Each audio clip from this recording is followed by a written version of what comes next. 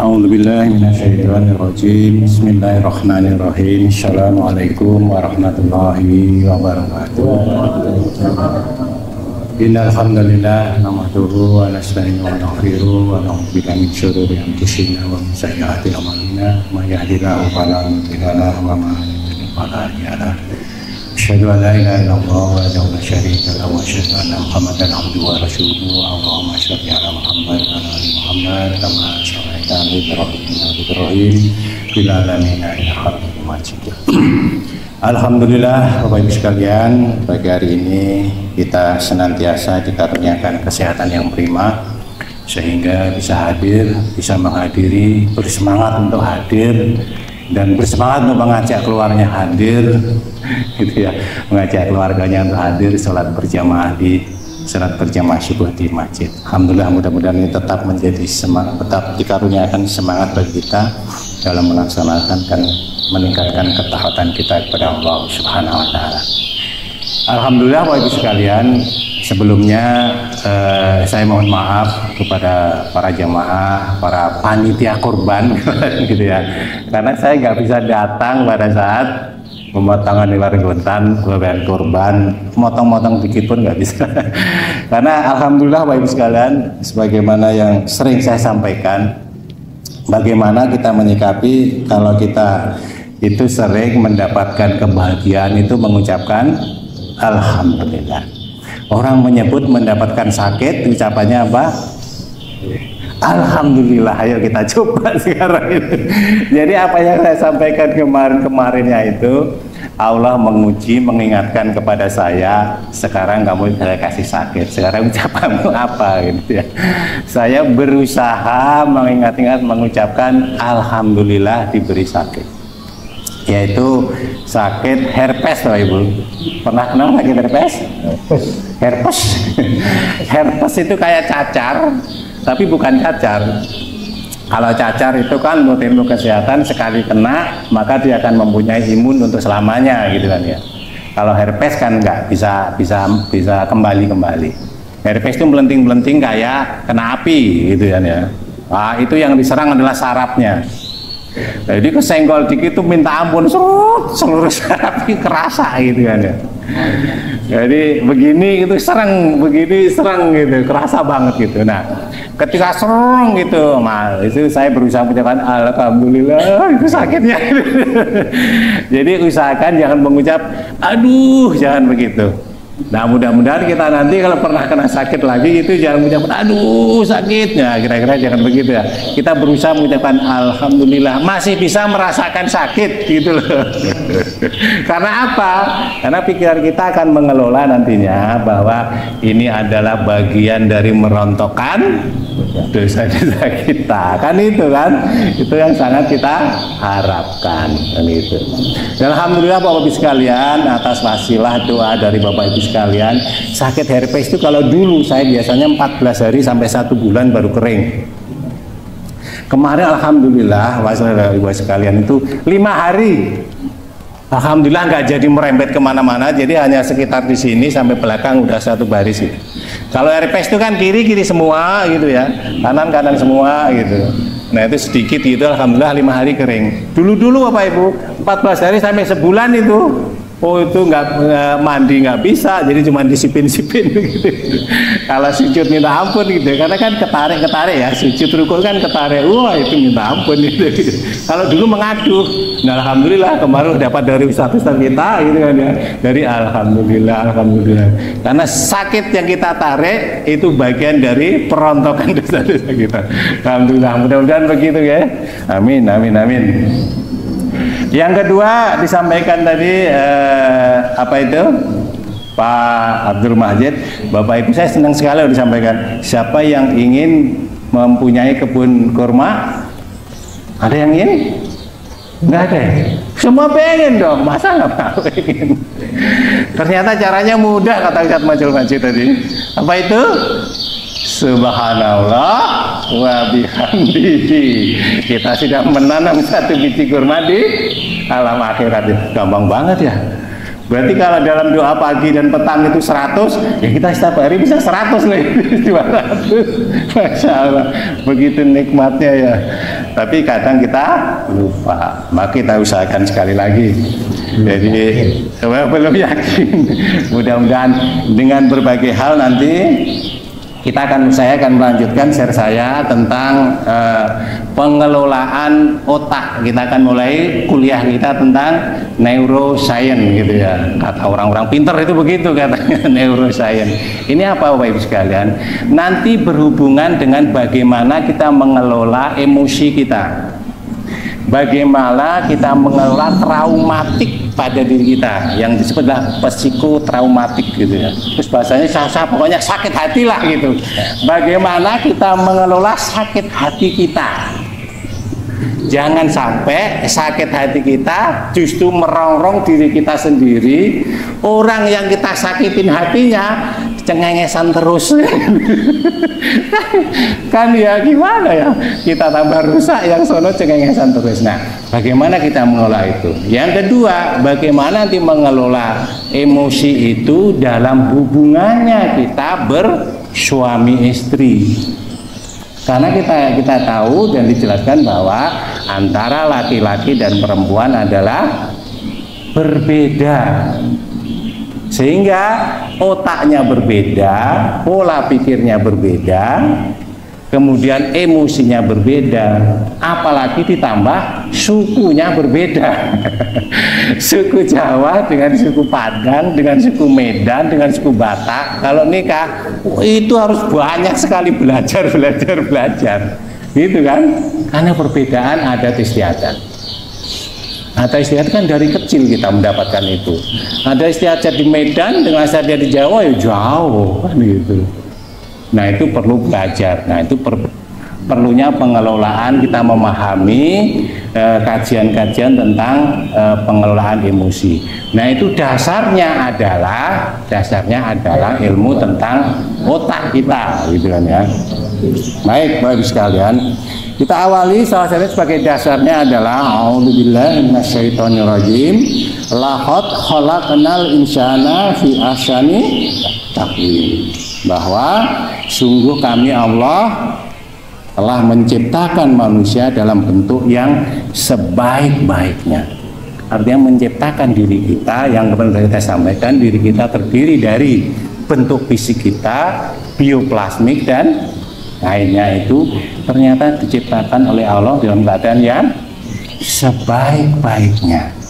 Mengapa perbedaan terjadi? Nah itulah yang perlu kita pahami nantinya, gitu kan. Sehingga semakin banyak kita mendapatkan informasi, mudah-mudahan akan menjadi lebih baik. Kemudian yang kedua, alladzi khalaqas sab'a samawati tibaqa, ya, dan seterusnya. Yang menciptakan 7 langit yang berlapis-lapis. Tidak akan kamu lihat sesuatu yang tidak seimbang dalam ciptaan Allah yang Maha Pengasih. Dulu saya pernah menyampaikan bahwa cacat yang sempurna. Pernah saya menyampaikan itu? Pernah ya? Nanti kita ulang lagi kalau lupa. Maka lihatlah sekali lagi adalah kamu tidak akan melihat sesuatu kecacatan dalam ciptaan Allah. Nah, perbedaan-perbedaan tadi secara pikiran kita kadang itu menimbulkan cacat ciptaan. Berarti yang menciptakan kan Allah. Dan tidak cacat kan, itu sebenarnya adalah sempurna. Sempurna apa? Sempurna untuk yang diciptakan itu. Bagi orang lain biasanya tidak. Saat ini misalnya, mohon maaf, saat ini lagi viral itu siapa itu? Aryani ya, yang tahu Aryani yang dari Jogja itu, yang suaranya menggelegar dahsyat itu. Sampai pertama kali di Amerika Idol itu kan dia mendapatkan champion buzzer gitu soalnya. Itu belum pernah terjadi di Amerika itu, dalam lomba itu seseorang mendapatkan itu. Meski dia nanti untuk mengejar award Grammy itu masih beberapa tingkat lagi. Oh itu suaranya dahsyat. Dan ternyata dia adalah tunanetra. Tunanetra bisa main piano dengan jasadnya gitu ya. Bisa menirukan suara-suara penyanyi top internasional. Koriknya bagus banget juga gitu. Koriknya bagus banget. Nah, artinya apa? Kita melihat dia itu tunanetra, tapi kan kita bilang itu adalah cacat kan begitu. Ternyata itulah kesempurnaan, dikaruniai yang lebih dari itu. Nah, itu tentang cacat sempurna. Nanti kita bahas lagi ya. Baik, Bapak Ibu sekalian, kita mulai kuliah otak kita. Itu banyak banget, kita ringkas-ringkas saja. Saya juga nggak paham sebenarnya karena saya bukan ahli otak. Saya meringkas dari yang saya baca beberapa di buku-buku dan di internet ya. Otak kita itu terbagi atas 3 bagian utama, yaitu otak besar. Jadi otak besar. Otak besar itu di sini, di atas ini ya. Otak besar, sebutnya cerebrum, ini bahasa Latinnya. Kemudian otak kecil, ya tadi otak besar berarti ya memang ukurannya besar. Kemudian otak kecil, ya otak kecil atau cerebellum. Otak kecil itu di sini, di belakang. Ya, otak kecil di belakang sini. Ya kecil gitu. Kalau otak besar kan gede. Otak besar itu beratnya sekitar 1,1 sampai 1,3 lah gitu. Kalau wanita itu 1,1, kalau laki-laki 1,3 lebih besar. Tapi itu bukan berarti laki-laki dengan otaknya yang lebih besar lebih cerdas dari wanita, bukan. Tidak ada korelasinya. Gitu. Tapi kalau nggak tahu, belum ketemu kenapa otak laki-laki lebih besar daripada otak wanita. Gitu. Tapi kalau kita urut, menurut ilmunya mereka itu dari dulu, dari zaman dulu ternyata otak manusia diciptakan menjadi juga lebih kecil. Kalau orang dulu kan gede-gede gitu kan ya, tinggi-tinggi. Bahkan Nabi Adam itu setinggi pohon kelapa kan gitu kalau kita kira-kira lah gitu. Masya Allah. Berarti otaknya juga besar. Nah, nanti fakta tentang keunikan otak kita nanti kita selenggarakan satu-satu. Kemudian yang berikutnya adalah batang otak. Batang otak itu di sini di ujung leher dengan ujung otak. Ujung leher dengan ujung otak itu jadi merungkel di sini sampai di bawah. Jadi otak besar, otak kecil, batang otak kan gitu. Nah, otak besar itu terbelah menjadi 2. Jadi sini disebut sebagai otak kanan. Bapak sering mendengar otak kanan dan otak kiri? Ya karena memang terbelah otak kita. Jadi antara otak kanan dan otak kiri. Otak kanan adalah berhubungan dengan saraf-saraf dan pergerakan bagian kiri. Gitu. Sebaliknya otak kiri kita berhubungan dengan pergerakan bagian kanan. Nah, gitu hasil dari neuroscience itu. Otak besar ini banyak fungsinya karena memang namanya otak gitu ya. Jadi memulai segala pergerakan, ya. Kemudian mengendalikan pergerakan. Nah, misalnya begini, ini mengendalikan gerakan kita, memulai tadi. Kemudian berpikir tentang analitik, berpikir tentang emosi kita, nanti di atas ini kita akan bahas nanti. Kemudian menyelesaikan berbagai masalah, juga belajar. Nah, kalau kita belajar mengkaji seperti ini berada di otak depan kita. Jadi otak besar ini bagian frontal, bagian depan. Nah, ini bagian tempat belajar kita. Makanya kalau kita pusing anak-anak belajar itu begini, aduh. Jadi nggak ada pusing itu, aduh itu nggak ada. Jadi rata-rata aduh itu yang dipegang sini. Karena di sinilah bagian otak belajar kita, bukan bagian keseimbangan. Nah, keseimbangan nanti bagian otak kecil ya. Nah, ini berada di otak besar, ini ada lapisannya, otak besar ada lapisannya, lapisan luar itu adalah disebut korteks seluler, itu bagian luarnya, kemudian bagian dalamnya ada lagi lapisannya itu. Kemudian otak bagian dalam tadi, yang luar tuh tadi apa itu untuk ilmu-ilmu segala macam itu, termasuk emosi di situ. Kemudian bagian dalamnya berhubungan dengan sel-sel saraf, kemudian neuron, ngepin dan lain sebagainya yang berhubungan dengan otak kecil, berhubungan dengan batang otak, berhubungan sumsum tulang belakang dan berhubungan dengan seluruh jaringan saraf di dalam organ tubuh. Jadi dari sini mulanya ke seluruh tubuh itu ya. Kemudian otak kecil tadi ya. Otak kecil itu berada di bagian belakang tadi, kemudian ini mengatur keseimbangan kita, ya, dan sinkronisasi gerakan. Makanya kita harus menjaga otak kecil kita, jangan sampai goncang. Makanya di dalam, mohon maaf, di dalam tinju itu, dalam tinju otak kecil itu paling dijaga. Karena kalau sekali kena pukul gitu, dia sempoyongan gitu, keseimbangannya goncang. Karena otak kecil mengandung keseimbangan.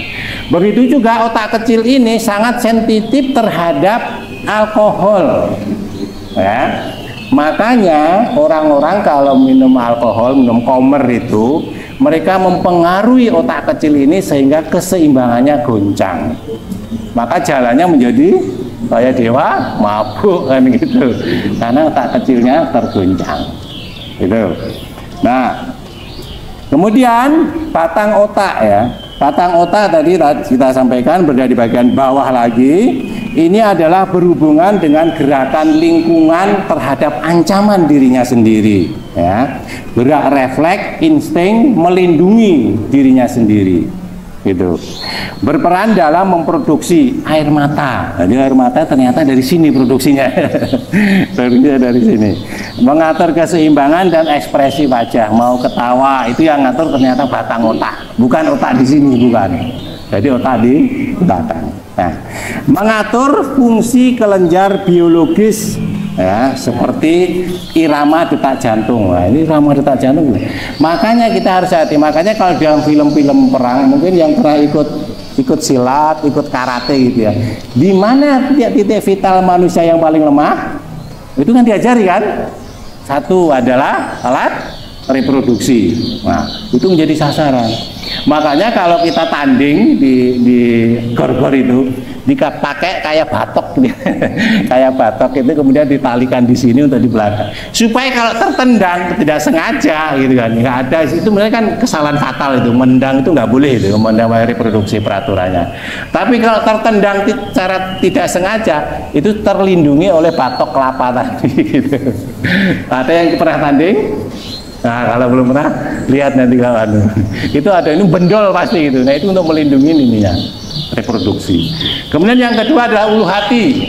Ulu hati ini termasuk ya lemah. Ulu hati di sini ya. Jadi ulu hati, makanya di dalam silat karate itu ada dalam tinju pun kadang-kadang itu kan ada apa itu pukulan swing istilahnya. Pukulan swing ya. Ini memukul ulu hati. Kalau ulu hati terpukul, ini sekat rongga dada tidak bisa bergerak dengan bebas, bisa mancep begini atau ini berhenti, sehingga gitu orangnya itu magep-magep. Nah, ini makanya berbahaya. Yang selanjutnya ada tenggorokan. Nah, ini kalau ilmu Cina ini tenggorokan ini bak gitu, maka ini gitu kan ya, maka ini dilindungi. Berikutnya adalah bagian belakang, otak bagian belakang, otak kecil dan batang otak. Ini selalu dilindungi kalau di dalam pertandingan silat gitu. Jadi orang pasti begini gitu, ya kan? Apa melindungi? Nggak ada, jarang yang begini, jarang. Kuda-kuda begini itu jarang gitu. Kira-kira begitu. Itu berhubungan itu. Nah, otak ini tadi, batang otak itu dalam yang lain disebut sebagai otak reptil. Kenapa disebut otak reptil? Itu kerjanya adalah mirip seperti otak reptil. Otak reptil itu reptil, ular, apa segala macam. Yang bisanya hanya dua fungsi, yaitu menyerang atau lari. Nah, di sini kerjanya batang otak. Misalnya ada ular. Ular itu sebenarnya kalau ketemu manusia dalam jarak jauh, apakah dia menyerang? Tidak, dia lari. Itu keputusan dia. Tapi kalau begitu ekornya kita injek, apakah dia lari? Enggak, dia matok, kan begitu. Nah, itulah otak reptil. Manusia kalau keinjek apa ngomong, ya wis nek no matur nuwun diinjek ada? Enggak ada kan? Jadi sama. Kedua, tiba-tiba kita lewat rumah, anjing tetangga keluar. Nah, iya kan? Otak reptil kita bekerja langsung itu. Apa yang kita lakukan? Lari. Itu otak reptil ya. otak reptil. Jadi berhubungan dengan keselamatan diri kita. Dan bekerja otak reptil kan super kilat, sehingga kadang kita bisa melompatin pagar yang kalau biasa kita, kok aku tadi bisa ya melompatin pagar dikejar anjing kan gitu kan. Larinya sifat kuping kalau orang Jawa itu, kencang bisa melompatin pagar tinggi yang biasa kalau kita nggak mungkin bisa lah gitu. Itu otak reptil kita. Nah, berikutnya bagian yang penting diketahui adalah kelenjar pituitari. Kelenjar pituitari itu beradanya di ini. Jadi antara alis kita ya, di tengah-tengah ini kemudian masuk ke tengah. Ini kelenjar pituitari. Fungsinya apa? Kelenjar pituitari itu dia akan merangsang membangun pengeluaran hormon-hormon di dalam tubuh. Termasuk di sini adalah hormon sakit, hormon senang, hormon bahagia, hormon persepsi dan lain sebagainya. Nah, ini yang otak apa itu bagian kelenjar pituitari. Termasuk hormon pertumbuhan. Ini salah satu nanti bagian yang terpenting di dalam kita mengelola emosi. Di dalam yang disebut nanti adalah sistem limbik kita. Ya, jadi hormon pituitari yang itu salah satunya penting. Yang kedua adalah sistem limbik. Sistem limbik itu berada di otak tengah sini, di dalamnya, di bawahnya otak besar. Itu seorang itu ada rongganya gitu. Menjadi sistem limbik yang tadi otak besar bagian tengah atau dalam itu kan bagian saraf-saraf dan lain sebagainya. Nah, disitulah bagian yang bertugas mengontrol rasa marah. Mengontrol rasa marah. Jadi ini di sini dan bergerak di sini. Mengontrol rasa pusing, mengontrol rasa sakit, daya ingat, bahkan kejujuran, ya kan? Kejujuran, kebahagiaan. Nah, ini disebut sebagai otak mamalia. Jadi maksudnya ada juga di dalam binatang mamalia. Apa itu binatang mamalia? Ya binatang yang suka menyusui. Binatangnya biasa kita pakai kurban gitu. Itu binatang mamalia. Makanya binatang mamalia itu melindungi anaknya dengan lebih baik daripada yang lainnya. Sehingga kalau seperti itu karena kita mempunyai emosi melindungi anak kita dan keluarga kita lebih struggle daripada orang lain. Jadi anak orang lain sakit ya cuek aja, tetangga sebelah itu kan. Tapi kalau sudah anak kita pusing aja gitu, kita sudah nggak akan ingat gitu. Gitu. Nah, makanya karena ada sistem seperti itu di Al-Quran juga salah satunya nanti menjadi rujukan kita di dalam surat Al-A'raf 179, dan sesungguhnya kami jadikan untuk isi neraka jahanam adalah berupa jin dan manusia. Mereka itu mempunyai hati, mempunyai kolbu, ya kan? Tapi tidak dipergunakan untuk memahami ayat-ayat Allah. Mereka mempunyai mata, tetapi tidak dipergunakan untuk melihat tanda-tanda kekuasaan Allah. Dan mereka mempunyai telinga, tetapi tidak dipergunakan untuk mendengarkan ayat-ayat Allah. Mereka itu adalah sebagai binatang ternak, bahkan mereka lebih sesat lagi. Mereka itulah orang-orang yang lalai. Ya. Jadi itu dasar kita mengenai tangkuliah otak ini. Nanti kita akan lanjutkan fakta tentang uniknya otak kita. Baru berikutnya nanti kita lanjutkan perbedaan otak manusia laki-laki dan otak manusia perempuan. Berikutnya lagi baru kita ngomong tentang bagaimana mengelola emosi setelah paham dasar-dasarnya. Begitu Bapak Ibu sekalian, kebenaran datang dari Allah Subhanahu wa taala, kekurangan kesalahan karena kefakiran saya. Mudah-mudahan bermanfaat. Bila taufiq wal hidayah. Wassalamualaikum warahmatullahi wabarakatuh. A'udzubillahi minasyaitonir rajim. Bismillahirrahmanirrahim. Assalamualaikum warahmatullahi wabarakatuh. Alhamdulillah, alhamdulillah, alhamdulillah. Asyhadu an la ilaha illallah wa la syarika lah. wa asyhadu anna Muhammadan abduhu wa rasuluh. Allahumma sholli ala Muhammad wa ala ali Muhammad kama shallaita ala Ibrahim wa ala ali Ibrahim fil alamin innaka Hamidum Majid.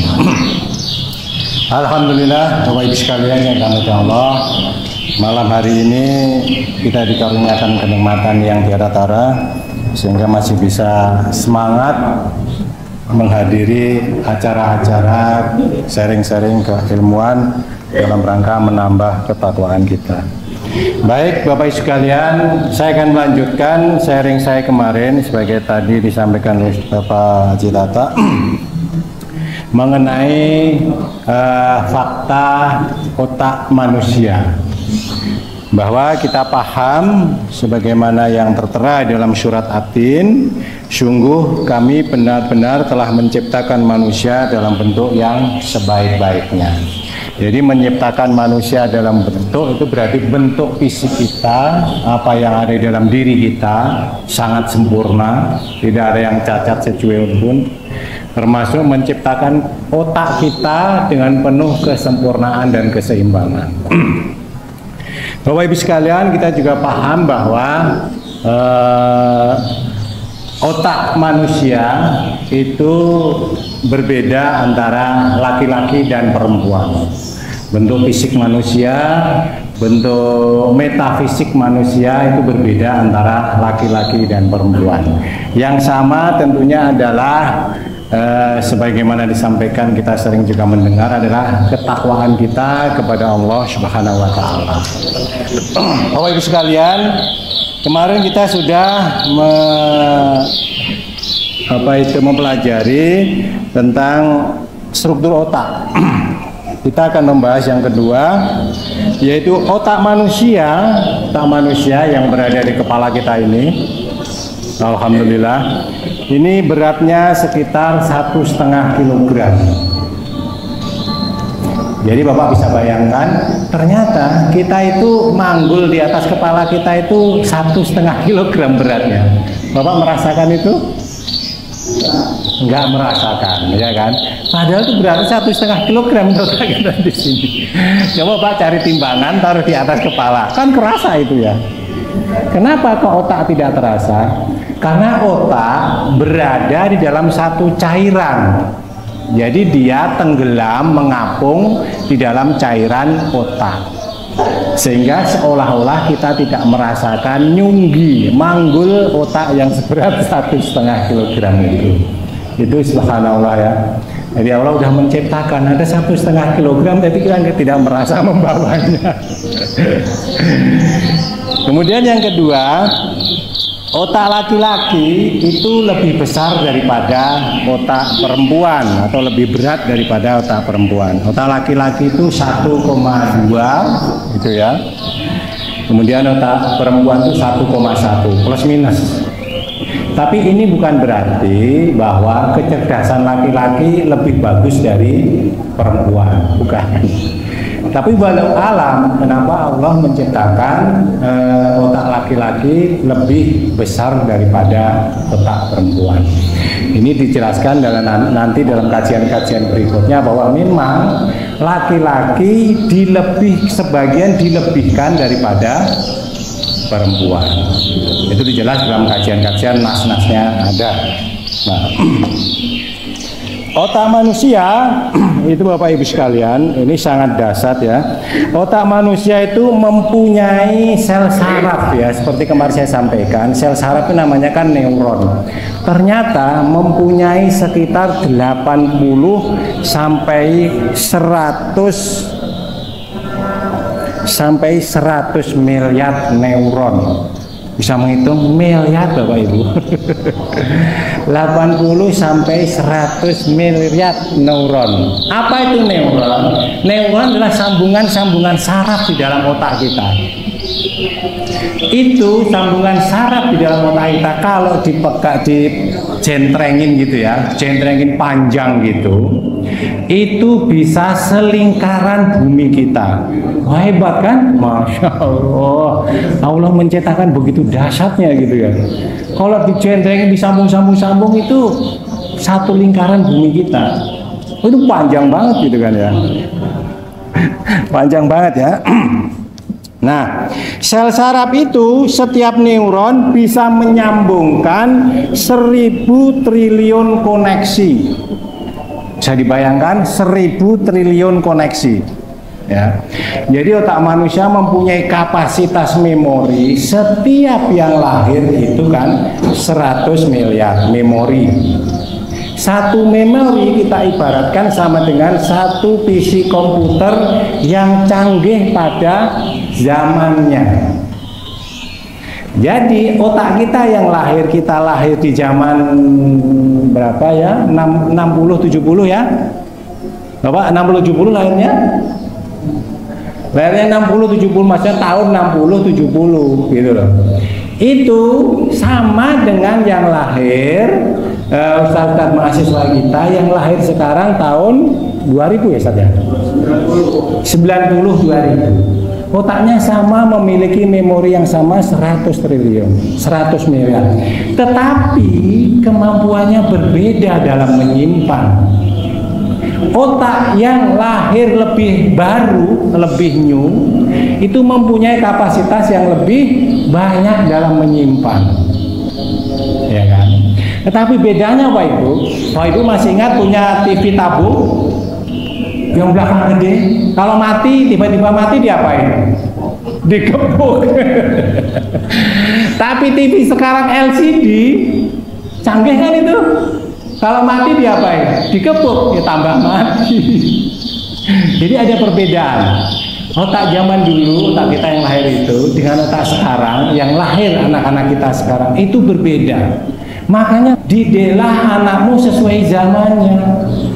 Bapak Ibu sekarang, kalau kita dulu ngaji di musola di masjid ini, agak ada itu setelah ngaji dikasih duit. Ada Pak Jono dulu ngaji dikasih duit?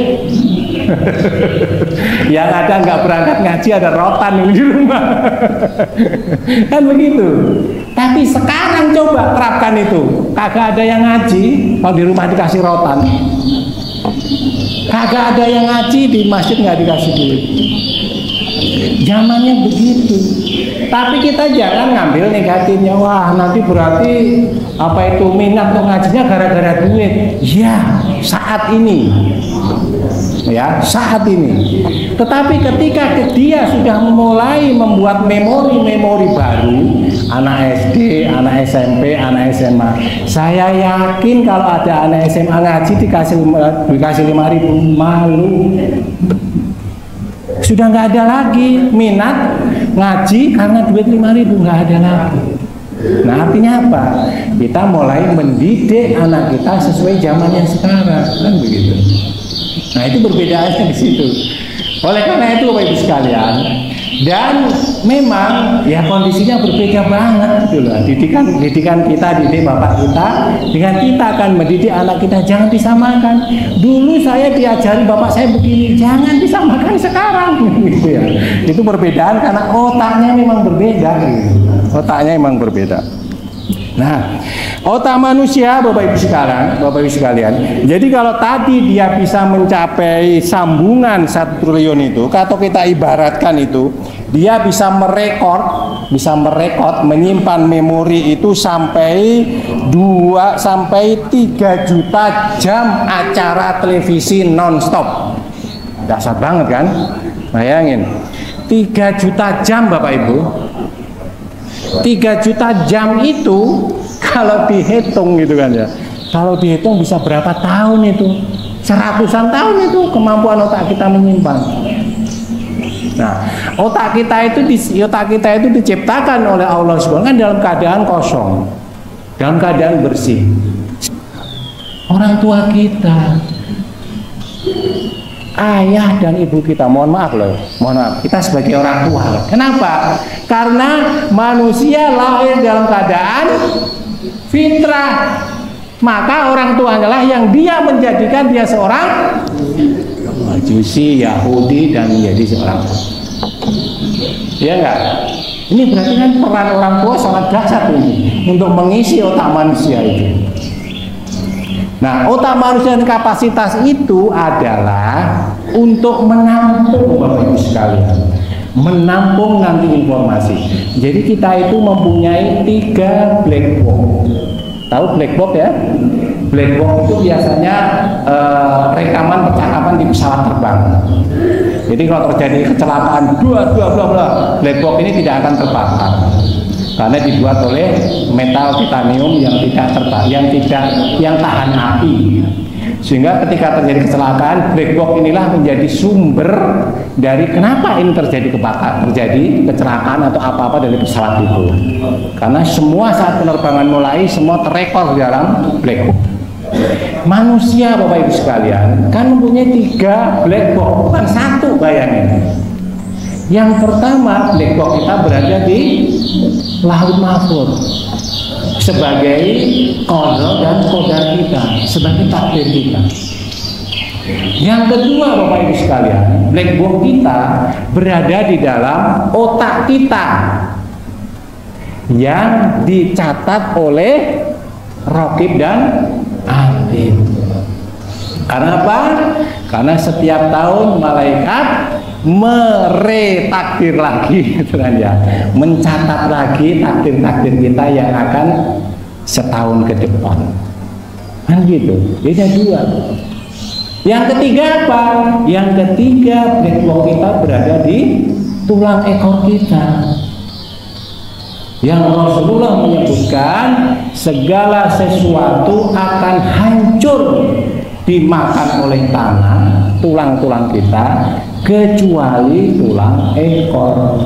Dari situlah maka akan dirakit kembali, manusia akan dihidupkan di hari kiamat. Ternyata kita punya black box juga di ekor kita ini. Jadi kita bayangkan, kalau kita melihat kelungsu itu biji apa? Ada yang tahu? Asem orang Jawa, atau biji apa saja. Bapak Ibu bisa bayangkan sebuah biji dimasukkan ke dalam tanah, kemudian bisa tumbuh. Kenapa itu? Karena kondisi tanah membuat dia terangsang untuk tumbuh, yaitu suhunya dan kelembapannya. Ya kan? Makanya kita kalau nanam biji kemudian dikasih air, kemudian dikerukuk, ya, dikerukuk ya. Yang biji kan kecambah itu kan dikerukuk, menumbuhkan gabah itu dikerukuk. Dikerukuk itu tutupin plastik yang rapat, sehingga udara dan kelembapan di dalam lingkungannya itu merangsang dirinya untuk tumbuh. Sementara black box kita yang berada di tulang ekor ini, apa yang merangsang dia untuk bisa tumbuh kembali menjadi manusia? Apa kira-kira Bapak sekalian? Yaitu tiupan sangkakala. Ya kan? Ketika sangkakala ditiupkan, maka biji kita, tulang ekor kita itu bergetar hebat karena sinkronisasi apa yang sering saya sampaikan sebut garbu tala. Ketika garbu tala ini dua ini didentingkan, maka garbu tala yang sama dia akan bunyi dengan sendirinya tanpa disentuh. Kalau Bapak Ibu pernah belajar IPA, ini paham, ya kan? Jadi ketika ini ting, maka ini bunyi ting tanpa disentuh. Ketika tiupan sangkakala ditiupkan oleh malaikat, maka tulang ekor kita yang berada di dalam tanah itu bergetar hebat, kemudian tumbuhlah menjadi manusia. Ibarat biji tadi yang kemudian batoknya pecah, dia masuk akarnya dan tumbuhlah bibitnya. Bayangin Bapak Ibu sekalian, akar tumbuhan itu kan sangat lembut, ya enggak? Bapak cuil aja pecah. Tapi bagaimana dia bisa menembus tanah yang jari kita aja nggak bisa masuk? Dasar kan? Bagaimana dia menghisap air dari tanah yang seolah-olah kita anggap kering? Kita kasih diesel segede apapun nggak bisa nyedot tanpa ada airnya. Ternyata tumbuhan bisa gitu. Itulah kedahsyatan tadi. Jadi black box kita ada 3 Bapak Ibu sekalian. Jadi cadangannya ternyata banyak. Apalagi cadangan yang dibawa oleh malaikat Raqib dan Atid. Lah udah itu dah wes. Bapak Ibu sekalian. Nah, hebatnya lagi Bapak Ibu sekalian, otak kita ini ternyata mempunyai aliran listrik. Karena semuanya dihidupkan oleh energi listrik, elektromagnetik. Suara yang datang oleh otak kita dalam pendengaran kemudian dirubah menjadi elektromagnetik di dalam otak kita, sehingga bisa dikerjakan, bisa diproses dan lain sebagainya sesuai dengan suara tadi. Resikonya apabila suara tadi datang melebihi kapasitas kemampuan otak kita, maka yang disebut sambungan tadi, neurotransfer itu, convert itu akan bisa hangus, bisa konslet. Contohnya apa? Contohnya ketika kita tiba-tiba mendengar suara keras, gitu kan, itu langsung begini, otak kita langsung gitu. Itu bekerja sangat keras untuk menetralisasi energi listrik masuk yang sangat banyak. Begitu juga dasarnya ketika kita berteriak dengan nada yang sangat negatif. Waduh kamu, itu langsung teng gitu di otaknya anak-anak kita, terproses. Apabila itu terus dilakukan, maka prosesnya itu akan menebal seperti kemarin saya sampaikan. Itu akan menjadi traumatis ketika dia menginjak dewasa. Itu beratnya. Nah, listrik yang ada dalam otak kita ini hebatnya listriknya ternyata gede. Menurut neuroscience itu, kalau kita bekerja keras gitu ya, memproses apa yang keras itu, listriknya sampai 23 watt. Itu lampu itu ya. 23 watt terang kan? Terang, 5 watt aja terang, itu sampai 23 watt kalau diukur. Bisa menghidupkan lampu. Jadi begitu sempurnanya gitu kan, ya, betul hebatnya. Bapak sekalian, berikutnya adalah faktanya adalah otak itu juga mampu memprosesnya, kecepatan memprosesnya dari luar tadi untuk masuk itu secepat mobil Formula One. Berapa kecepatan Formula One? 300 km per jam. Gitu kan, Formula One.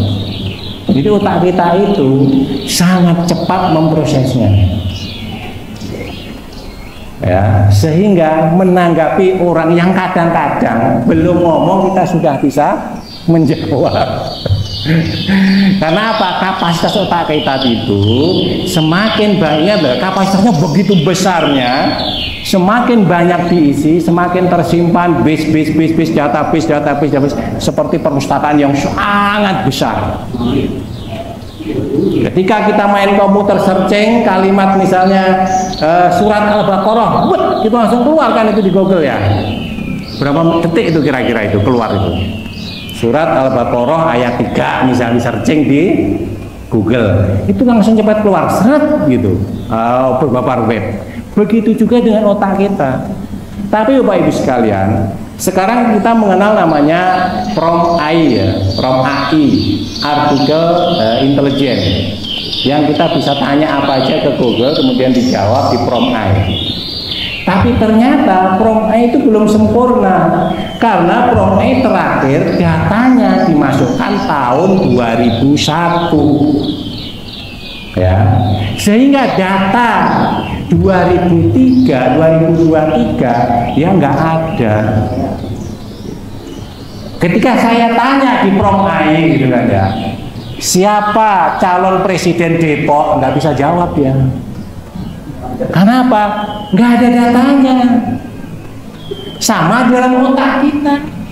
Ketika otak kita tidak kita isi sebanyak-banyak dengan hal positif, ketika ditanya juga blank kan begitu. Nah, kira-kira begitu. Padahal kemampuan kita sangat besar, sehingga sayang sekali apabila kita ngisinya tidak sungguh-sungguh. Nah, apalagi kecepatannya begitu dahsyat lagi. Seperti tadi kemarin saya sampaikan, otak kita itu kan ada satu otak yang namanya batang otak dalam strukturnya kan ya. Itu dalam neuroscience disebut sebagai otak reptil yang mempunyai sifat melawan atau lari atau diem, ngedumel. Nah, itulah batang otak kita. Ketika anak kita marahin, yang bekerja adalah otak reptil. Saya berani nggak melawan. Kalau dia nggak berani, dia akan diem. Kalau dia nggak diem, tinggal pergi. Salah bu, wis ngomong terus marah-marah dulu, ditinggal pergi kita. Otak reptil, otak lainnya nggak bekerja. Ketika otak reptil bekerja, otak yang lain terdead, tidak bisa bekerja. Kecuali kita sudah mempunyai pengalaman-pengalaman untuk menghandle itu. Kalau kita orang tua sudah punya pengalaman, anak-anak kita belum. Jadi kalau kita marahin, kalau dia tidak membantah, berarti melawan kan, maka dia akan diem. Kalau dia tidak diem, maka dia akan pergi. Kelorong aja itu pergi dah. Itu batang otak anak-anak kita. Nah terus gimana kita? Ya kita sebagai orang tua harus memahami nantinya. Makanya kita perlu sharing tentang perilaku otak kita. Ingat Bapak Ibu sekalian, apa yang kita ajarkan semuanya termemori dalam otak bagian depan sini. Ya, otak bagian depan ini semua kegiatan belajar, semua kegiatan menghafal, semua kegiatan analisis, semuanya di sini. Tetapi otak kita mempunyai emosi. Apabila otak emosi bekerja, sini mati. Kita sudah ngasih pelajaran agama dari Raudatul Anfal gitu kan ya, dari TK sampai SMP. Itu berapa buku itu kan banyak. Tapi begitu dia putus asa, hilang itu semuanya, tidak bisa terkoneksi. Begitu dia dimarahin ibunya terus-terusan, batang otaknya yang bekerja. Begitu. Jadi nanti perlu simulasi sehingga kita bisa mendidik putra-putri kita sesuai kemampuan otaknya. Dengan tuntunan agama tentu kita paham itu. Bagaimana gereja Nabi berhubungan dengan suami istri kita dengan perbedaan otak laki-laki dan otak perempuan. Supaya kita saling memahami, jangan sampai nanti istrinya bilang bla bla bla nggak sesuai dengan ekspektasi, harapanku dulu begini ya misalnya, karena beda ya. Mudah-mudahan nanti kita bisa sharing lebih banyak tentang itu. Nah, Bapak Ibu sekalian, ternyata otak kita itu bekerja tanpa henti. Bahkan ketika kita tidur pun otak itu masih bekerja. Begitu dasarnya. Jadi dia bekerja terus-menerus. Dan otak manusia menyerap dalam kondisi crown, kondisi yang bagus, kondisi yang golden age, orang menyebutnya itu adalah umur 0 sampai 25. Makanya pelajaran anak-anak remaja itu sampai umur 25. Ya kan? Kalau di dunia barat Bapak Ibu umur 17. Jadi umur 17 anak-anak di barat itu sudah nggak dibiayai oleh orang tuanya.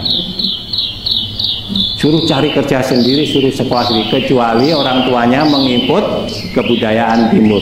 Karena di sana berarti dia sudah dianggap dewasa, memutuskan segala sesuatunya sendiri. Kalau di kita sampai menikah pun masih kita kekepin ya, beda. Masing-masing punya plus dan minus. Oke.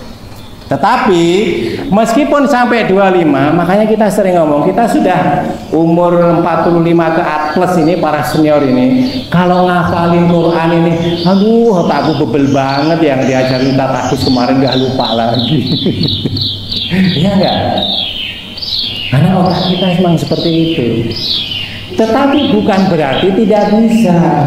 Meskipun umur kita sudah di atas 25, bahkan sudah 40, 50 atau 60, kita masih bisa menghafal, itu masih bisa. Asalkan dengan berkali-kali kita murojaahkan. Insya Allah bisa. Kenapa? Karena sudah terbukti ada komunitas penghafal Al-Quran, ya kan, yang membernya itu para senior.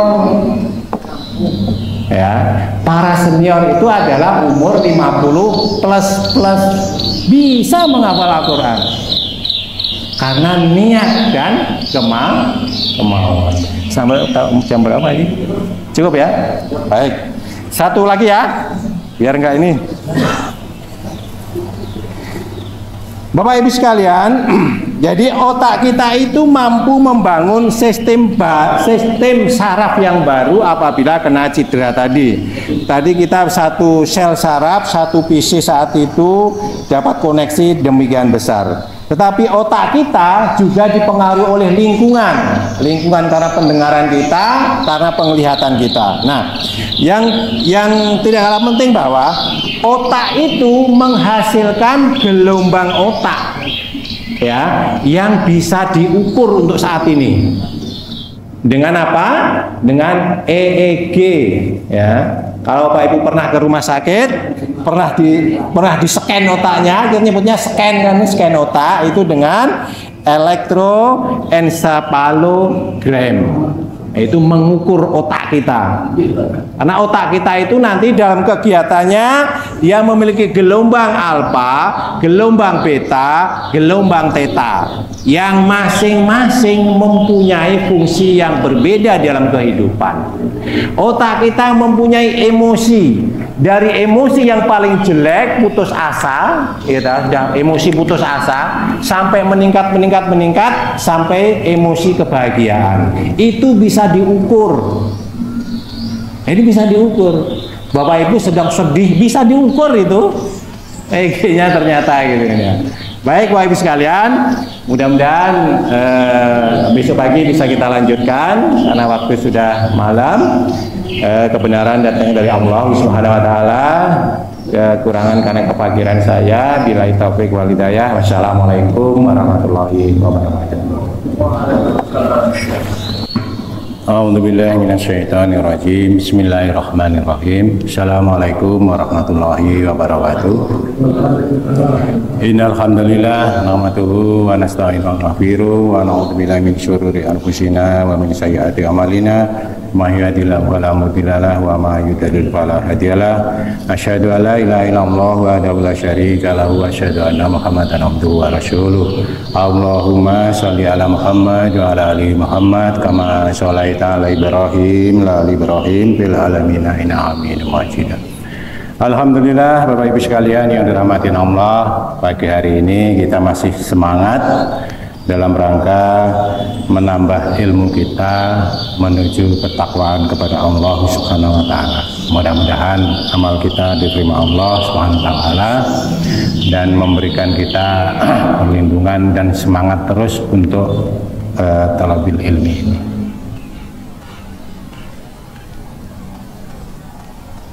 Bapak Ibu sekalian, saya akan meneruskan sharing saya mengenai perbedaan tentang perilaku watak yang dipengaruhi oleh otak kita, ya, yang dipengaruhi oleh otak. Kemarin saya sudah menyampaikan bahwa otak kita terbelah menjadi dua, yaitu otak kanan dan otak kiri. Ya, ini ada belahannya. Ya, kalau ada slide-nya bisa kelihatan. Otak kanan mempengaruhi otak kreativitas, otak insting, otak menggambar, melukis, pokoknya yang abstrak. Bagian besar yang abstrak. Otak kiri mewakili otak yang sistematis, matematika, pengennya rapi. Ya. Kalau otak kanan berantakan. Kalau kerja mejanya berantakan, itu otak kanan. Tapi dia ingat tempat kacamata saya di mana, gitu. Tempat pulpen saya di mana, dia ingat meskipun mejanya berantakan.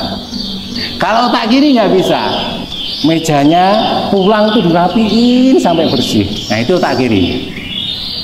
Nah, kita akan melihat Bapak Ibu, itu berhubungan nanti dengan apabila kita punya putra dan putri. Dia itu fokusnya itu otak kanan apa otak kiri. Nah, itu penting. Karena apa? Otak kanan mendominasi, maka dia akan banyak kreativitas.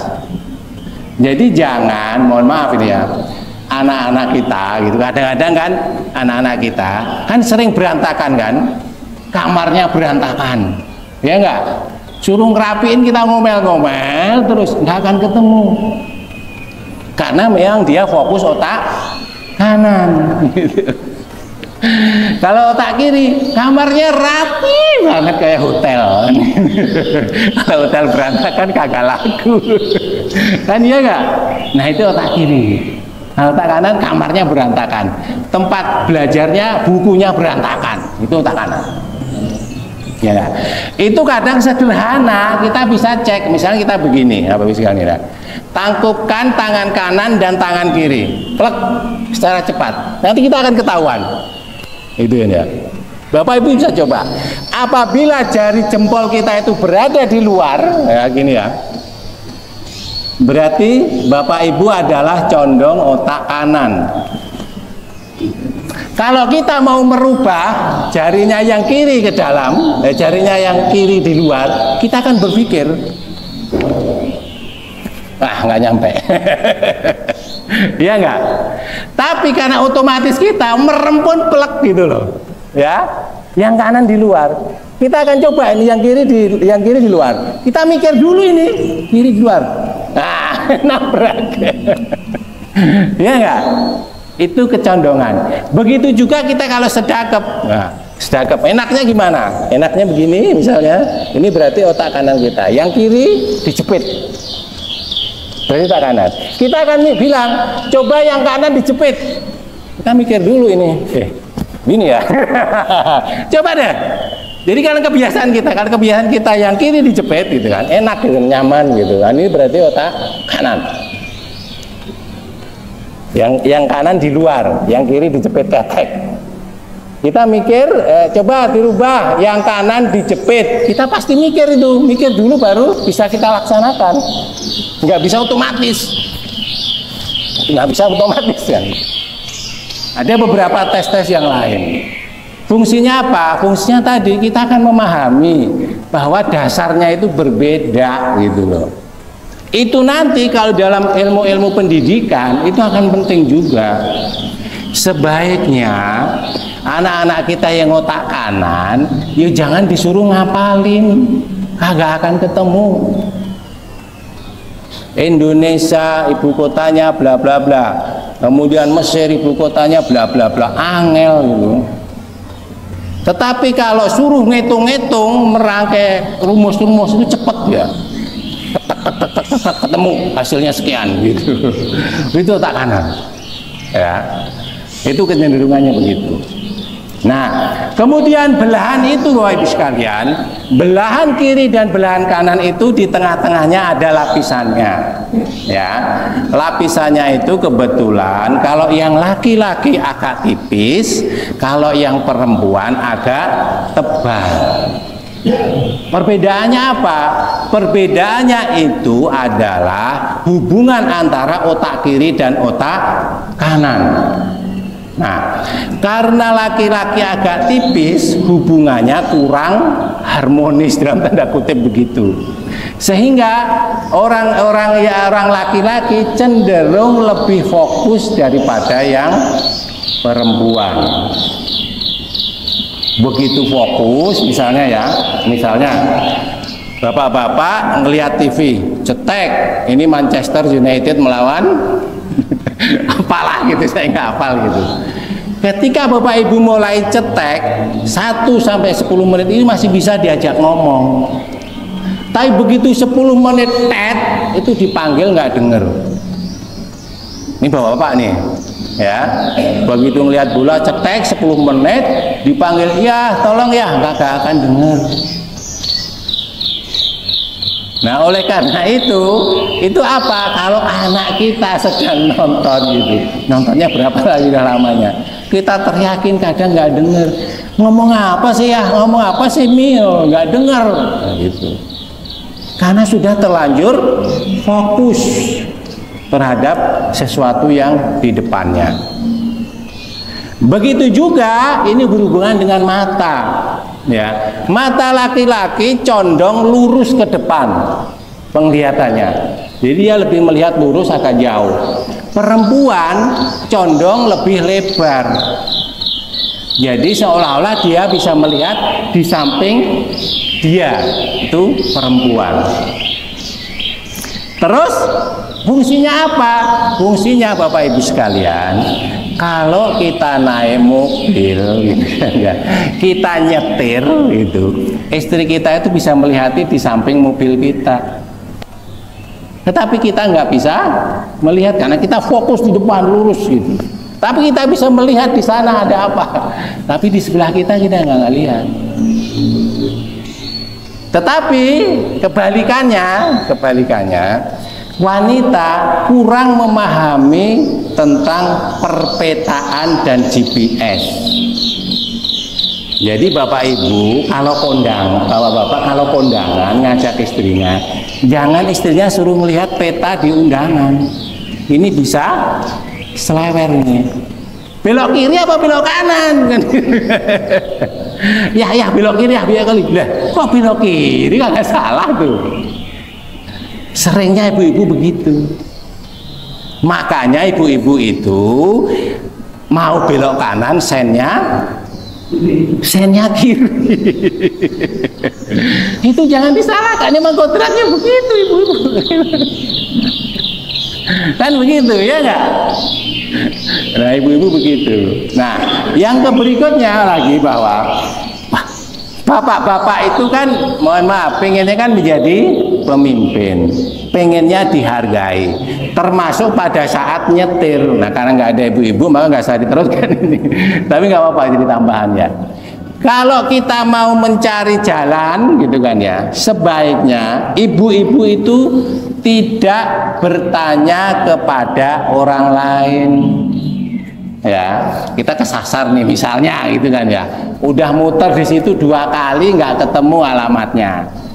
Tiba-tiba ibu-ibu buka jendela. Ya sebentar berhenti. Buka jendela nanya ke satpam atau orang di sebelahnya. Bapak-bapak itu merasa tersinggung, ya enggak? Tersinggung enggak kira-kira? Merasa tersinggung. Karena apa? Kamu itu loh istri saya kok nggak percaya sama saya sih, gitu. Meskipun kita tersesat dalam tanda kutip ya. Meskipun tersesat. Oleh karena itu, ibu-ibu kalau mau nanya tentang arah sementara suaminya jadi sopirnya, itu izin dulu. Ya, boleh nggak aku tanya daripada kita nanti muter-muter terus, nah gitu. Misalnya ya udah tanya, berhenti tanya. Oh ya, ternyata itu 100 meter belok kanan, nanti ada Indomaret belok kiri, lurus kira-kira ada gang kecil. Udah tahu? Jawabnya begitu kita. Iya enggak? Nah, itu perbedaan laki-laki dan perempuan. Selanjutnya adalah perempuan itu qadarullah diciptakan lebih banyak memiliki kosakata daripada laki-laki. Jadi laki-laki itu kosakatanya antara 3.000 sampai 7.000 kata setiap hari. Sementara perempuan bisa sampai 10.000 sampai 20.000 kata. Konsekuensinya apa? Konsekuensinya ibu-ibu itu lebih cerewet. Jadi wajar gitu loh. Kalau ibu-ibu cerewet itu wajar. Karena memang otak kiri dan otak kanannya itu dipenuhi dengan 10.000 ke atas kata-kata. Itu. Jadi wajar. Nah, oleh karena itu kita sebagai bapak-bapak harus memahami itu gitu. Ya enggak? Dan berikutnya konsekuensinya apa? Ibu-ibu itu suka kepo terhadap suaminya. Nah, suaminya juga harus paham itu. Misalnya ini ibu-ibunya lagi ngambek.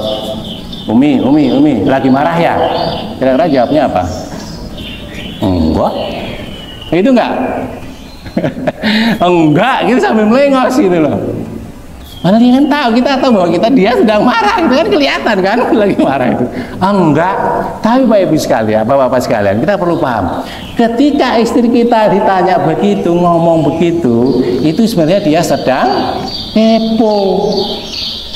Dia ingin ditanya lagi, tanya kedua, tanya berikutnya. Makanya bapak-bapak kita harus paham, bila istri kita itu ngambek, kemudian kita tanya, Umi lagi marah ya? Enggak, gitu kan. Nah itu tunggu dulu 5 menit. 5 menit tanya lagi, ya, Mi lagi ngambek ya? Siapa yang ngambek? Rugi amat kan gitu. Kira-kira kan begitu. Baru yang kalau ketiga kita tanya lagi, bener Mi nggak marah? Kalau emang marah, Abi minta maaf ya. Baru itu leleh itu, Abi sih nggak tahu perasaan Umi. Nah itu bapak-bapak harus paham itu, bahwa ibu-ibu itu suka kepo gitu loh, ya, suka kepo.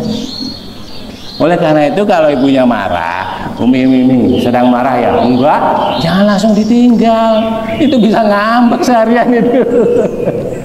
Meskipun kita ya udah kalau nggak marah, Abi mau ke masjid misalnya gitu. Abi mau ke bengkel, marah beneran itu. Kira-kira begitu ya. Jadi kita harus memahami alur itu, karena perbedaan otak kita tadi dalam menangkap itu. Sehingga apa? Sehingga ya dalam kehidupan sehari-hari kita suami istri itu bisa memahami satu yang lain. Karena apa? Sering kita menganggap istri kita itu pikirannya sama dengan kita.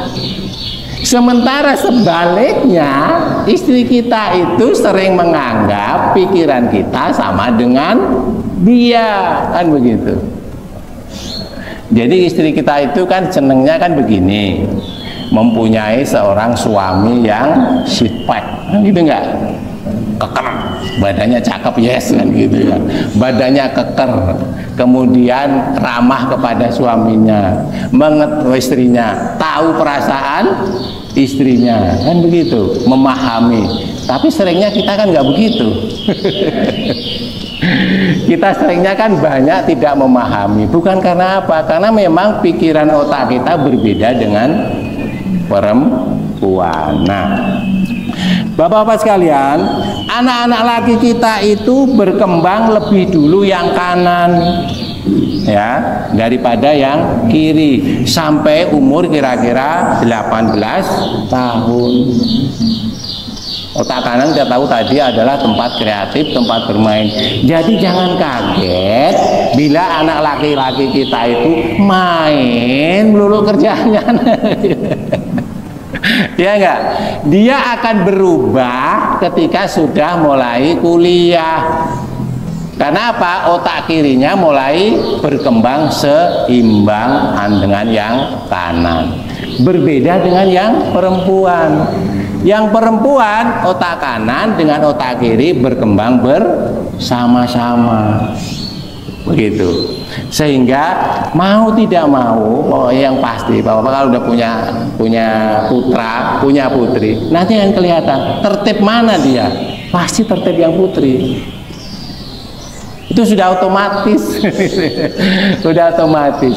Tapi nanti kalau sudah mulai kuliah, nah yang laki-laki mulai ini tertib kan itu, karena otak kirinya mulai berkembang dengan baik. Nah, kemudian tetapi sebaliknya karena otak laki-laki berkembang lebih kanan, itu dia lebih memahami ibunya. Ya kan, ketika ibunya sedih, ketika ibunya kurang sakit, itu laki-laki, anak laki-laki justru merasa bertanggung jawab, lebih bertanggung jawab daripada anak perempuan. Itu. Nah ini yang juga harus kita pahami, harus kita pahami. Nah, oleh karena itu sehubungan dengan tadi, kalau berhubungan dengan kaitannya dengan suami dan istri tadi, nah ini yang juga menjadi lebih penting. Kenapa? Jangan sampai nanti bapak menganggap istrinya itu kan berpikiran sesuai dengan kita. Itu tidak akan mungkin. Meskipun itu terjadi, tapi sebagian besar tidak akan mungkin. Laki-laki sifatnya melindungi, perempuan, wanita sifatnya ingin dilindungi, kan? Ingin dilindungi. Oleh karena itu laki-laki itu mohon maaf ya, itu kan tidak tahan ketika ada perempuan yang mengeluh bersedih hati. Itu sudah menjadi watak laki-laki. Entah yang mengeluh itu siapa, yang mengeluh anaknya, yang mengeluh istrinya, bahkan yang mengeluh tetangga, itu berbahaya. Gitu. Bersifatnya seperti itu. Sehingga kalau yang mengeluh ini ya, kalau yang mengeluh ini anak perempuan kita, nah kalau yang mengeluh anak perempuan kita itu akan berbeda perlakuannya kalau yang mengeluh adalah anak laki-laki kita.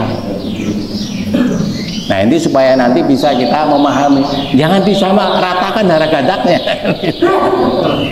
Jangan disamakan. Misalnya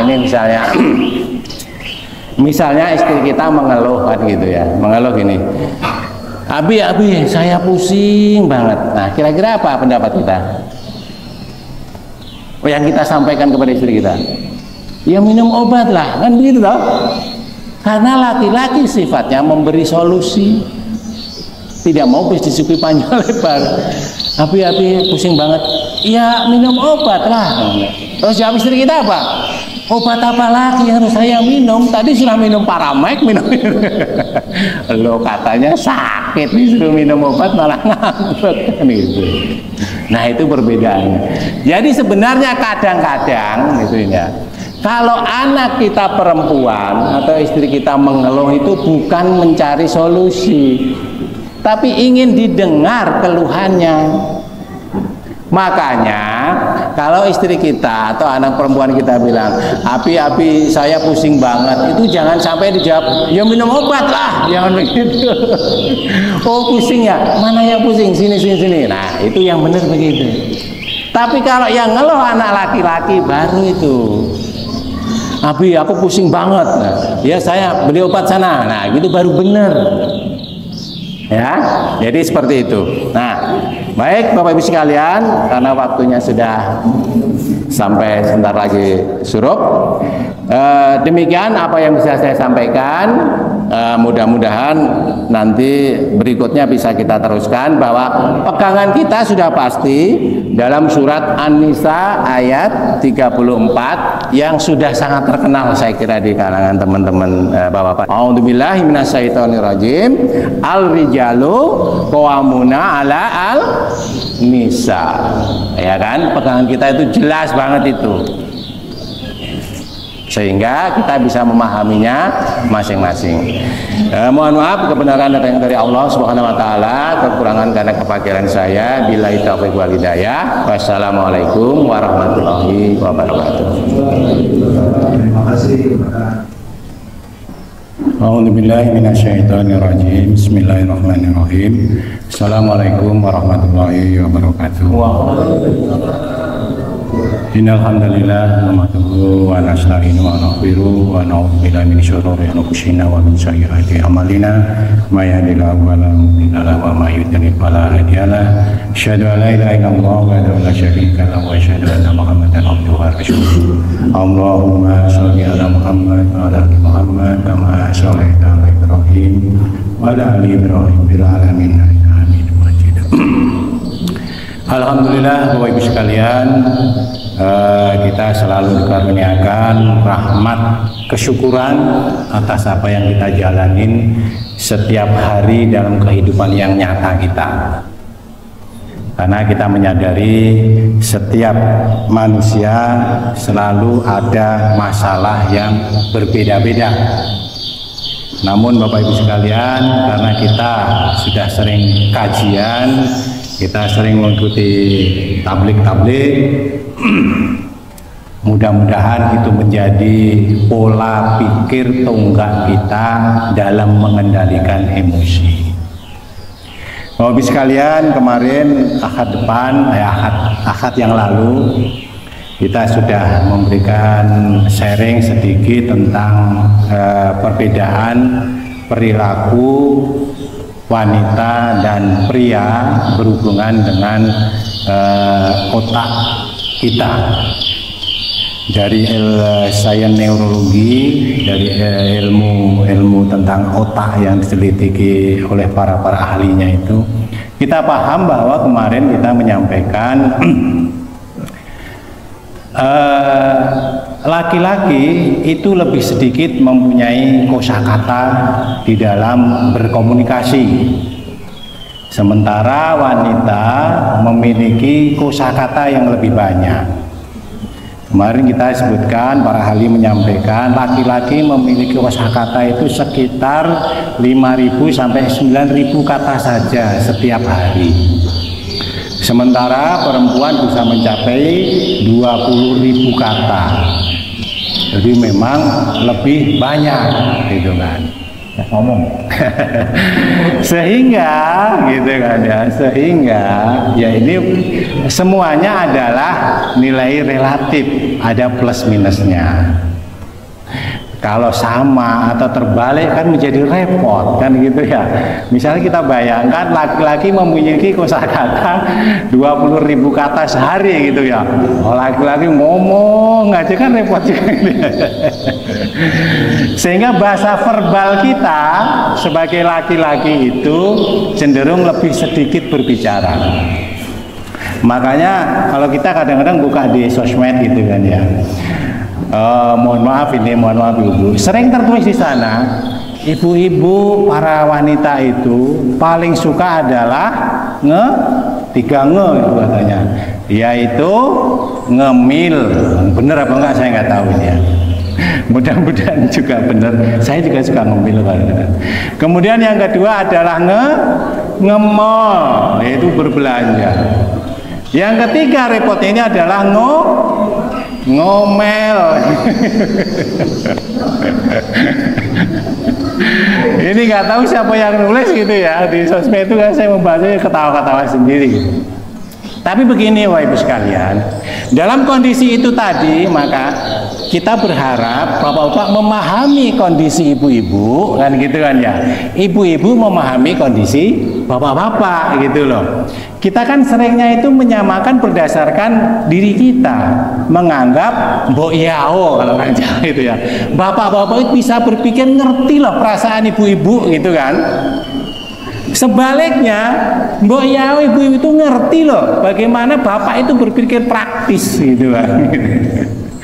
Jadi bapak-bapak begini, bapak-bapak itu kalau sudah fokus di gadget karena sedikit verbal tadi, atau melihat komputer atau melihat bola, setelah 5-10 menit kemudian dipanggil, ya tolong ya gitu kan ya, ya tolong ya, udah 3 kali, ayah itu nggak nyaut-nyaut, seolah-olah itu padahal dekat antara dapur dan ruang tamu, seolah kedap suara. Ya enggak? Ibu-ibu merasa begitu? Itu karena apa? Karena otak laki-laki begitu 5 menit, 10 menit fokus terhadap satu hal, itu semuanya blank. Karena laki-laki lebih suka fokus. Itu. Jadi ibu-ibu harus memahami itu. Jadi kalau bapak sudah gadget, sudah di depan komputer melihat bola, kalau mau manggil paranin di jawil, jangan teriak-teriak di dapur. Ah ya dari tadi dipanggilin nggak dengar-dengar. Iya, bukan sebenarnya nggak dengar, tidak fokus. Bahkan tidak jelas kata-kata yang disampaikan ibunya gitu. Nah ini menjadi satu pertimbangan gitu kan. Sebaliknya bapak-bapak juga harus memahami, karena ibu-ibu mempunyai 20.000 verbal kata tadi, maka harus paham apabila ibu-ibunya sering cerewet gitu loh. Udah naluriah kodratullah kan gitu. Harus lah. Nah, ibu-ibu suka kalau ada masalah kecil itu panjang lebar itu penjelasannya, ya enggak? Kan begitu. Jadi kita sering misalnya, sebaliknya misalnya, karena itu tadi kita nganterin ibu-ibu belanja misalnya, tawar sana, tawar situ, balik lagi ke sini lagi, gara-gara apa? Beda 2.000. Setelah dari sini nggak cocok, pulang nggak jadi belinya di online. Nah, kan begitu. Nah, bapak-bapak harus memahami itu. Gimana ya, sudah dianteri tawar sono, tawar sana, nggak jadi. Tahu-tahu belinya di rumah online. Yang mendingan nggak usah ke pasar misalnya. Ya kan, itu harus dipahami sama bapak gitu. Jadi memang begitu. Nah, sebaliknya itu apa bapak? Nah, ini. Ibu-ibu cenderung menjadi, mohon maaf, adalah komentator yang ulung. Bahasa verbalnya begitu. Jadi sedikit kekurangan dikomentari, sedikit dikurangan komentari. Mohon maaf, saya juga begitu. Saya memahami karena belajar memahami. Kadang-kadang kita gitu ya, nyetir mobil, nyetir motor gitu kan, di perempatan jalan. Kan kita sering melihat kan gitu kan ya. Ada, mohon maaf, entah suami istri atau keluarga, ada laki, ada perempuan, yang satu buta, itu dalam faktanya gitu ya. Entah buta, entah tidak, kita nggak tahu.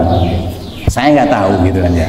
Kemudian melewatin mobil atau motor kita melihat, mungkin saya juga merasakan itu laki-laki kok meremnya aneh gitu ya, seolah-olah buta, dituntun oleh istrinya yang di depan. Saya udah diem aja itu, nggak berani ngomel, nggak berani komentar. Tapi mohon maaf, istri saya di belakang. Iya, itu laki-lakinya kayaknya butanya nggak beneran deh. Jadi dia ngomel duluan gitu. Ya kan ya tinggal aja. Istighfar, bapak juga nahan, nggak komentar gitu. Nggak tahan. Jadi perempuan sesuatu yang nggak fakta itu langsung dikomentari. Nah, itu sebagai laki-laki mengerem ini supaya tidak terjadi mengomentari sesuatu yang tidak tahu bagaimana sejarah sesuatu itu gitu. Tugasnya laki-laki sebagai suami. Itu kan? Karena apa?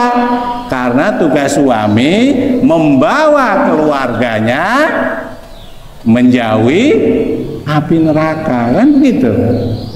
Nah, makanya kalau ibu-ibunya kita sedang bonceng atau sedang di mobil kita ngomel, segera ditepuk gitu, diingatkan.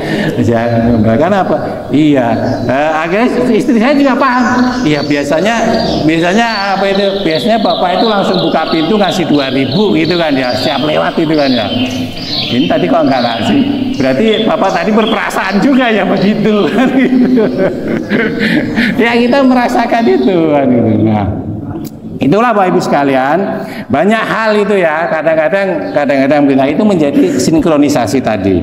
Nah, kemudian berikutnya, atas dasar tadi Bapak Ibu sekalian, ini kan yang berbahaya karena kalau kita melihat memang verbal tadi, banyak kosakata yang harus dikeluarkan oleh ibu-ibu. Ya kan? Oleh karena itu Bapak Ibu sekalian, bapak-bapak, ibu-ibu itu kalau ada masalah pengennya curhat, bukan pengennya cari solusi. Tidak semua, pengennya curhat, pengennya didengerin. Nah, makanya kalau ibu-ibu mau cerita, luangkanlah waktu bapak-bapak untuk dengerin. Nggak diberi solusi, udah didengerin aja, udah seneng, udah plong. Nah, tetapi ibu-ibu sekali lagi, bapak-bapak itu kalau dengar curhatan sukanya ngasih solusi. Nah, kan gitu. Nah, ibu-ibu juga harus memahami itu. Ya kan? Kemarin saya ceritakan kan begini, Abi, saya itu pusing banget nih hari ini. Kira-kira kalau ibunya jual seperti itu, abinya bilangnya apa? Ya sana beli botrek kayak, beli panadol kayak, kan gitu kan, minum obat. Solusi. Nah, sudah diberi solusi gitu, ibunya bilangnya apa? Obat apa lagi yang harus diminum? Tadi udah minum obat. Nah, terus gimana maunya? Maunya itu didengerin gitu loh. Bapak harus paham itu. Bapak harus paham itu. Sehingga oh begitu toh, oh begitu toh, gitu loh. Sehingga masing-masing akan saling memahami itu. Begitu. Nah, makanya itu Bapak Ibu sekalian, termasuk berikutnya itu pada saat kita akan mendidik putra-putri kita. Nah, ibu-ibu itu memang kalau mendidik dalam tanda kutip, mohon maaf, tidak semua ya. Kalau memarahi anaknya itu panjang lebar, panjang lebar. Ya itu sebagai bapak harus memaklumi. Dan itu mohon maaf, kalau tidak terterlaluan dalam tanda kutip menabrak syariah agama, biarkan saja. Biarkan saja. Jangan sampai dalam tanda kutip kita mematahkan semangat ibu yang sedang menasihati anaknya. Ya kan? Karena ini berpengaruh kepada anaknya nantinya. Berpengaruh kepada anaknya. Jangan sampai karena kita ingin supaya tidak, kalau tidak tadi dalam tanda kutip ya, tidak melanggar, kemudian kita mengkat, nanti anak bisa mengambil kesimpulan gitu kan ya, ah lebih enak ngobrol sama ayah deh daripada sama ibu gitu. Nah itu kan berbahaya juga kan gitu. Nanti kalau ibunya sudah nggak ada, barulah ngomong dengan anaknya, ayahnya. Begitu pula sebaliknya, ketika ayahnya sedang memberi saran kepada anak-anaknya, ibunya jangan memotong, supaya tidak terjadi keputusan yang salah di anaknya. Sama Bapak itu batasannya tidak melanggar syar'i tadi. Misalnya kalau ayah, mohon maaf, ayah karena fokus kan to the point kalau ngomong bla bla bla. Kalau suaranya sudah sampai meninggi ya, biasanya bariton kemudian jadi meninggi itu, menjadi do-nya itu do kedua gitu kan. Nah itu tugasnya ibu untuk mengerem. Tapi kalau tetap bariton biarin aja gitu. Paham ya, bariton dan do kedua ya. Kalau kita kan do, re, mi, fa, sol, la, si, do kan semakin tinggi kalau do kedua ini. Jadi ngomongin kalau ayah sudah semakin tinggi, nah itu tugas ibu untuk mengerem apa? Menjaga psikologi anak itu sebenarnya. Karena kita paham kemarin, apa-apa yang datang diterima oleh mata, diterima oleh telinga, terpatri di dalam otak kita. Otak kita membuat sambungan kan. Sama dengan ketika anak-anak kita dibully oleh teman-temannya yang keras-keras, itu membuat otak-otak kita. Nah, yaitu yang menjadi pemahaman kita bersama untuk saling sinergi tadi. Nah, Bapak Ibu sekalian yang dirahmati Allah, perbedaan itu kenapa? Karena perbedaannya memang laki-laki itu kan menghasilkan hormon testosteron yang lebih besar daripada perempuan. Perempuan menghasilkan hormon androgen yang lebih besar daripada laki-laki. Kodratullahnya begitu. Testosteron mengarah kepada psikologi seorang laki-laki yang macho, yang kuat, yang perkasa dan lain sebagainya. Testosteron itu androgen yang mengarah kepada kewanitaan. Sehingga itu memang Qudratullah sudah ditetapkan begitu. Sehingga kita juga harus memahami hal itu. Nah, laki-laki sekali lagi tadi kalau fokus itu tidak bisa diganggu. Sementara perempuan sukanya tadi curhat tadi. Oleh karena itu ya kembali lagi kita perlu memahami hal-hal yang dasar seperti itu. Nah, Bapak Ibu sekalian yang dirahmati Allah, sebentar, kita memahami kemarin bahwa otak kiri kita itu lebih banyak berfungsi untuk berpikir verbal ya, yaitu menganalisis, sehingga banyak bahasanya, lebih suka bahasa, lebih suka menghafal, menulis ataupun matematika, itu otak kiri kita. Sementara otak kanan itu lebih banyak kreatif, ya kan? Lebih banyak kreatif. lebih banyak ngulik. Sehingga bapak-bapak, ibu-ibu juga harus memahami bahwa laki-laki itu sebagian besar gitu ya condong ke otak kanan. Bukan berarti dia condong. Sehingga harus memahami apabila anak laki-lakinya itu mainnya mobil-mobilan, bapaknya suka ngutak-ngutik mobil, bapaknya jadi tukang dan lain sebagainya. Karena memang itu kodratnya begitu. Nah, jangan sampai ini kadang kan ada kita ya, orang tua ingin punya anak laki-laki, nah anaknya perempuan dibuat seperti laki-laki. Nah itu jangan. Kalau dia laki-laki ya dia kasih mainan laki-laki. Dia mencoba mainan perempuan karena di dalam perkembangan awal itu anak-anak kita kan kadang belum paham. Apabila dia mulai bermain menyentuh itu sebenarnya permainan perempuan, ya kita harus menyadarkan dia. Jangan sampai dia terlarut sehingga di sini terpatri gitu ya.